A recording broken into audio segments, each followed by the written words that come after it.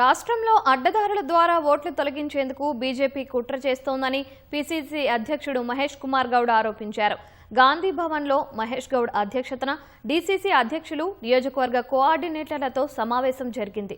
ఈ భేటీలో AICC incharge Meenakshi Natarajan పాల్గొన్నారు. బీజేపీ పాలిత రాష్ట్రాల్లో లేని విధంగా తెలంగాణలో పథకాలు అమలవుతున్నాయని పీసీసీ అధ్యక్షుడు తెలిపారు. కాంగ్రెస్ ప్రభుత్వం అభివృద్ధి, సంక్షేమం ధ్యేయంగా ప్రజాపాలన చేస్తోందన్నారు. ఇకపై గ్రామ స్థాయి నుంచి రాష్ట్ర స్థాయి వరకు కొత్త కార్యవర్గాలు ఏర్పాటు చేయనున్నట్లు మహేష్ కుమార్ గౌడ్ వెల్లడించారు.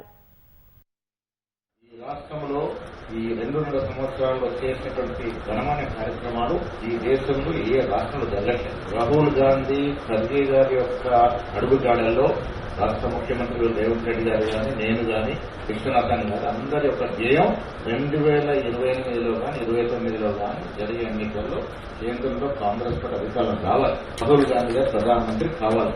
విదేశీ పెట్టుబడులు గ్లోబల్ సమ్మిట్ ద్వారా 5,78,000 కోట్ల విదేశీ మన రాష్ట్రంలో ఒకవైపు సంక్షేమం, ఒక అభివృద్ధి జరుగుతుంది కాబట్టి డెఫినెట్ గా మన అధికారంలోకి వస్తాం.